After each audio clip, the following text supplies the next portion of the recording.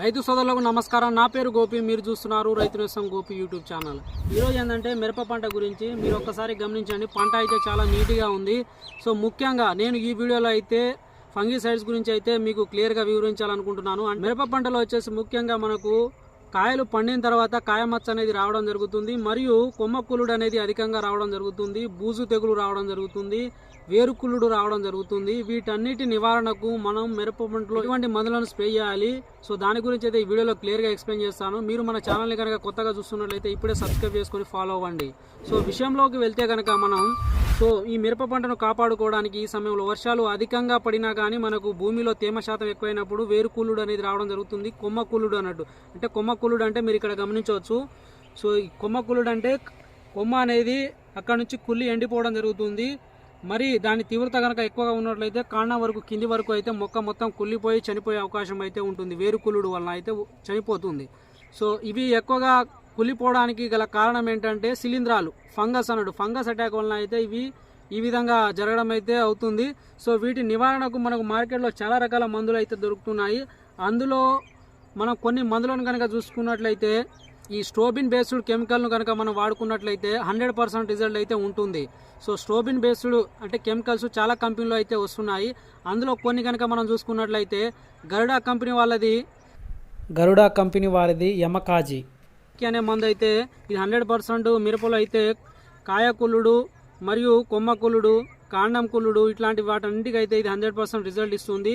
దీన్ని వాడాల్సిన మోతాదు వచ్చేసి 250 ml ఒక ఎకరానికి స్ప్రే చేసుకోవాల్సి ఉంటుంది. ఇంకొక మందు కనుక మనం చూసుకున్నట్లయితే రోకో.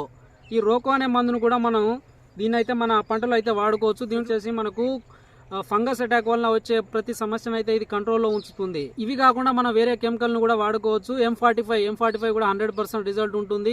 మన మిరప పంటలో కనుక ఈ కాయ మచ్చ లేదా కొమ్మ కూలుడు తీవ్రత కనుక ఎక్కువగా ఉన్నట్లయితే నాటివోన్ అయితే స్ప్రే చేసుకోవాల్సి ఉంటుంది. దీన్ని ఒక ఎకరానికి 160 గ్రాములు అయితే స్ప్రే చేసుకోవాలి.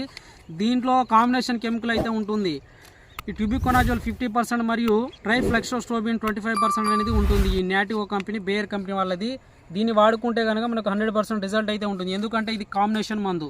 సో మనం ఏ మందులు స్ప్రే చేసినప్పటికీ కూడా మనం కంపల్సరీగా అయితే అజాక్సిస్ట్రోబిన్ ఇలాంటి స్ట్రోబిన్ బేస్డ్ కెమికల్ను మనం ఈ ట్యూబికోనాజోల్ లేదా హెక్సాకోనాజోల్ అనే మందులో వీటిని కాంబినేషన్ మందులైన తీసుకొని వాడుకోవాలి. లేదంటే సపరేట్ హెక్సాకోనాజోల్ లేదా ట్యూబికోనాజోల్ అనే మందులు అయితే సపరేట్గా దొరుకుతాయి.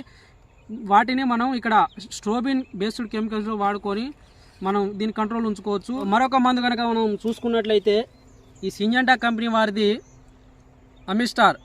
ఇది వచ్చేసి అజాక్సిస్ట్రోబిన్ అయితే ఉంటుంది. దీంట్లో కెమికల్ అజాక్సిస్ట్రోబిన్ అనేది మనకి ఈ ఫంగస్ అటాక్ అనేది కంట్రోల్ ఉంటుంది. వీటిలో మనం కాంబినేషన్గా వచ్చేసి ఈ ప్లాంటోమైసిన్ అన్నట్టు, ఈ ప్లాంటోమైసిన్ కనుక మనం వాడుకున్నట్లయితే మన పంటలో వచ్చేసి బ్యాక్టీరియా రిలేటెడ్ ఏదన్నా ఉన్నా కానీ మనకి ఇది క్లియర్ అయిపోతుంది అన్నట్టు. స్ట్రెప్టోమైసిన్ సల్ఫేట్ 9% అయితే ఈ ప్లాంటోమైసిన్లో ఉంటుంది. ఎరీస్ కంపెనీ వాళ్ళది ప్లాంటోమైసిన్, మరియు ఇది వచ్చేసి అమిస్టార్. ఈ రెండింటిని కాంబినేషన్గా వాడుకోవచ్చు. లేదంటే ఈ నాటివోలో కూడా ఈ ప్లాంటోమైసిన్ కాంబినేషన్గా కూడా మనం వాడుకోవచ్చు. లేదంటే స్ట్రోబిన్ బేస్డ్ కెమికల్స్ ఏవైతే ఉన్నాయో వాటిలో అయితే ఈ ఎరీస్ కంపెనీ వారి ప్లాంటోమైసిన్ అయితే వీటిలో కలుపుకొని వాడుకుంటే కనుక మనకు మిరప పంటలో అయితే 100% రిజల్ట్ ఉంటుంది. దీన్ని వచ్చేసి వాడవలసిన మోతాదు ఎకరానికి వచ్చేసి ప్లాంటోమైసిన్ 100 గ్రామ్స్ అయితే వాడుకోవాల్సి ఉంటుంది. ఈ అమిస్టార్ అయితే మనకు ఎకరానికి 200 ml అయితే వాడుకోవాల్సి ఉంటుంది. సో ఇది వచ్చేసి మనకు నాటివో అయితే 100% కంట్రోల్లో ఉంటుంది. దీన్ని కూడా మనం ఎకరానికి 160 గ్రాములు అయితే వాడుకోవాల్సి ఉంటుంది. ఈ మందులను మనం ఇవన్నీ మందులు నేను ఇప్పుడు ఈ వీడియోలో అన్ని ఎందుకు చెప్తున్నానంటే మనం ఒకసారికి ఈ మందును స్ప్రే చేస్తే మనకు 100% అనేది కంట్రోల్ ఉండదు. కాబట్టి మనం ప్రతి స్ప్రేలో మనం మార్చి కనుక చేసుకున్నట్లయితే మనకు మిరప పంటలో వచ్చేసి 100% అయితే కంట్రోల్లో ఉండడానికి కొమ్మ కుళ్ళుడు, బూజు తెగులు, కాయ మచ్చ అయినా, కాండం వేరుకులుడైనా ఏదైనా సరే మనకు వీటితోనే 100% అయితే కంట్రోల్లో ఉంటుంది. ఈ మందులను మార్చి స్ప్రే చేసుకుంటే కనుక మనకు 100% అయితే రిజల్ట్ వస్తుంది. ఇదండి, ఇలాంటి మరెన్నో విషయాలు మన ఛానల్ అందిస్తాను. మీరు మన ఛానల్ని సబ్స్క్రైబ్ చేసుకొని ఫాలో అవ్వండి. తోటి రైతులకు షేర్ చేయడం మర్చిపోకండి. Thank you for watching.